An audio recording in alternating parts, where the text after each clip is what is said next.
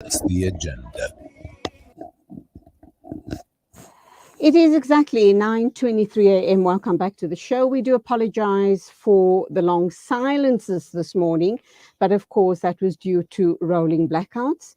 We continue now and we are going to be talking with Molayi, Chief Director, Social Statistics at Stats South Africa. And we are going to be looking at crime levels in South Africa as if we needed this on top of everything else that's going on in the country. Solly, very good morning to you. Welcome to the program. Morning, and morning to the listeners. And I guess one of the reasons why we're having these high crime waves and crime rates is simply because of the political situation in our country, the fact that we have so many unemployed youth. Um, that's not reason for crime being so high. But I think people become so very despondent that this is the result that we see. That, I guess, unemployment can't be and isn't the only problem. There are other issues impacting as well. We have a lot of illegal immigrants. We have lots of, we know what a huge issue we have with human trafficking that certainly impact on all of these issues. So what has your research found? How did you conduct the research? How long did this, did this research take? And what is the trend that has come out of it? Okay, thank you so much. As you know, we are Statistical South Africa. We are responsible for conducting, large household surveys. So the survey that you are referring to is the Governance Public Safety Survey. We conduct it annually. We run it from from March to April the following year. And the aim is to look at the trend of crime. We look at it into aspect. We look at it from the household. There's certain crime that affected the household, like your home robbery, housebreaking. So those are the type of crime that we're looking at. And we're also looking at individual household. So if you look at our trend for the period of 2020 to 2021 and 2022, we've seen that the housebreaking is still number one, type of crime that South Africans household they're experiencing. So if you compare it with the previous year, it moved from 800,000 households that experience it to 983 households. So there is a huge increase in terms of the household that are experiencing this type of house, which is housebreaking. If you look at home robbery, which is the second one, and home robbery here, unlike housebreaking is when you are not in the house and someone break into your house. Home robbery is when you are in the house and there's a contact with you and the perpetrator. So we have also seen that we're sitting around 153,000 households that actually experience this. So these are the two top house, you can call them type of crime that household experience. We also measure, issues around thefts of motor vehicle. We've seen a spark also there, moving from 82,000 household to 81,000 household. So those are the type of crime that we've seen in this period. But then if maybe you allow me to even continue and give you a trend around the individual, which I think when I speak to your producer, she mentioned that maybe we should also look at the hijacking, which is one of the the crime that we're actually measuring. So if you look at it from So before you get there, I'd also like to look at kidnappings. Did you guys do any work around the spike in kidnappings that we're seeing in South Africa? And just before you delve into the nitty-gritty of figures, I want to know what you do with all of this information. It's very important information. Whom do you share it with? And what needs to happen thereafter? If we're having such high crime rates right across the board, surely a very strong message needs to go out to people to make them more safety conscious. And whose job will it be for that to happen? So over to you. Okay, thank you so much. I think to answer your question directly, firstly, from our point of view, is to we need to measure it correctly so that the policymakers are having correct information in terms of the types of crime that South Africans are experiencing. And the other thing that I also want to mention, there's a difference between what Statistics South Africa is measuring, because we go to the household and ask South Africans whether have you experienced this type of crime, compared to the type of crime that is being reported. So South African police on a quarterly basis, they release their statistics, but that statistics is based on the number of crime that is being reported. So we do have these two set of data set. The beauty about this is that they complement each other. You look at it from the household, because there's certain type of crime that normally they don't report it by South Africans. And then you look at what is the type of crime that is being reported. So to go back to your question in terms of then what do we do with this? From our end, we prepare a report that we share with our stakeholders. SAPS is the main stakeholder in the justice system. We do have our workshops that where we present our result to them, because they are the policymakers. So we indicate Absolutely. what the type of crimes that South Africans are experiencing. We even in the survey itself, we even measure which type of crimes that most South Africans they don't report to police, so that they are aware that there is some certain type of crime that South Africans they don't report. We also look at the issues of safety, because there's a difference between experiencing of crime and also the issues of safety.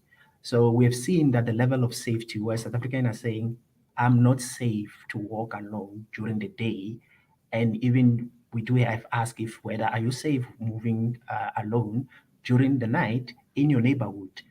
For both indicators, we have seen over time that it doesn't matter whether you're male or female, we've seen that there's a high increase of South Africans who are saying, I'm not safe walking alone. And in the survey itself, we also even go further and ask whether, what have you done, to make yourself feel much more safer. So some of South Africans, they say, I've even changed my way of pattern of walking. So if I don't walk alone, I walk with a friend, or I don't walk at certain times.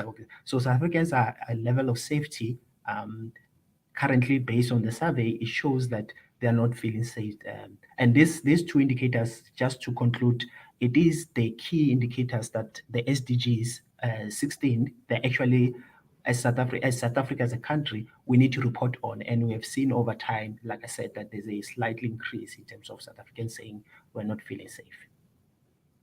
Okay, so I understand, according to your report, that it seems as if motor vehicle hijacking is on the rise. And I'm kind of wondering, does that then suggest to us that there's a huge backdoor market, either for vehicles that crosses the border, that are stolen crosses the border, or are these being dismantled for parts and being sold off? So we have that issue to contend with as well, don't we? I think to I think from our side, what we do is that we do ask South Africans whether have you experienced this, and we found that hijacking has increased from around 64,000 South Africans said I've actually experienced this to 134. Sure. That's the huge jump. Almost And 100%. what we also have picked up is that only 63% of the victims reported this type of crimes. So only 63%. So I think to your point to say whether there is a syndicate, and I think that's something that police have to find out whether the spark of this. It doesn't mean there's a market for this type of cars, and whether they go across the border. That I think is something that SAPS have to find, because from the survey side we didn't necessarily find or we didn't measure that aspect, because I think it's going Okay. to be very difficult for South Africans also to give us a true sense of whether the spark is because of there is a syndicate. But then what we know is that indeed South Africans are actually experiencing this, and only 63% are actually reporting this. Why do we, I'm sure you have workshops where you disseminate this Mm. very valuable information to the stakeholders. Why do you suppose people are reluctant to actually report these crimes? Is it because they don't have confidence in SAPS, or are there other reasons involved? So I think when you look at where the reasons why South Africans are not reporting, it depends on the type of crime. Um, you know, we've noticed that when it comes to, I mean, hijacking, as much as it's only 63%, actually it's the highest when compared to the other type of crime. And it have to do because your car, you have to report it for insurance and you want to claim back from insurance. So you are more likely to go and report. But then there is type of crimes that most South Africans, they don't necessarily take an effort to go and report. For example, thefts of personal property. So if somebody stole your phone or maybe stole your bag, that's where we're seeing a low reporting levels. Um, and then there's also, when you look at from the household, because the incidence of this type of crime, especially your housebreaking and your home robbery, we have noticed from the survey that South Africans, they don't experience once incident, it's more than one incident. So they Ooh. normally go and only report the first incident. So they will go and say, somebody came to my house and broke in. But then if there's no action that is happening, they don't necessarily going to report the second one, the third one. So that's why we're seeing also a low reporting of incidents. But it doesn't necessarily mean that they don't necessarily report. They may have reported the first incident and then there was no action on that. It will affect how they're going to react in the second incident and the third incident. Okay, so exactly as per my comment earlier on, no confidence probably in SAPS. Be that as it may, how do we conclude on this? Um, is this information going to be communicated to the general public at large, just to make them more aware of what's happening in the country and possibly start thinking about more safety measures in place as far as their personal properties are concerned? Yeah. So we have already released the data. We have already released the report.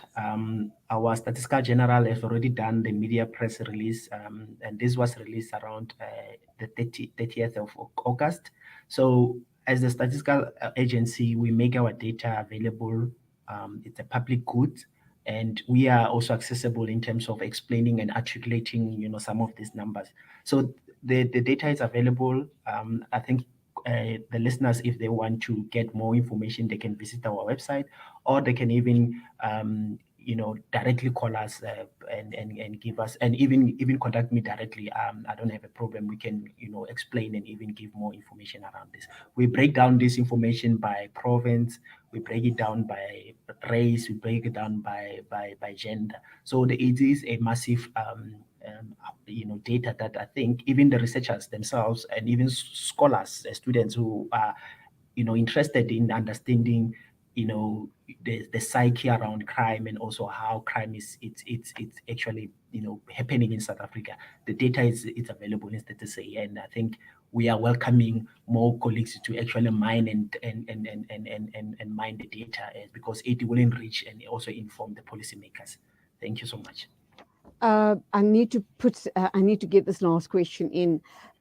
In terms of, you spoke about provinces, which is the highest crime-ridden province, and you also spoke about people, the different communities that are targeted. What are your findings showing you in that respect? So again, it depending on the type of crime that you are actually looking at. Let's use housebreaking as an example. We found that housebreaking, most of the households were coming from provinces like your Gauteng and Western Cape. That's where you're seeing a lot of housebreaking compared to your Limpopo and Mpumalanga. So your typical rural areas, the incidence of housebreaking are a little bit low compared to your your provinces Urban like the areas, sure. yes, your urban areas, yes. And Mm. then we also picked up that there's a pattern also during the year. It picks up in June and also it picks up in December. And the reason being is Obviously. because is the obvious reasons because people are not Yes. around there visiting it. Right, So right. those are the type of patterns that we're picking up in terms of the housebreaking. Then the other pattern that we also picked up around personal theft. So maybe somebody grab your bag and also break, grab your phone. We've seen that that incident, if to South Africans who are in the youth bracket, they are more likely to experience that. And one thing that we picked up is because of they spend more time outside, moving around, meeting their friends and everything. So they are more likely to experience that type of crime. And it also follow the same trend. It also happens in June in most of the time, and then also in December. And it has to do with again with the movement in December. Everybody is around, it's outside moving around, and in June, because of it getting late, dark early, and it's also an opportunity for criminals also to commit this type of crime. Okay, we are running out of time, but very, very quickly. Any specific race groups that are targeted, or is this now right across the board? It is right across the board.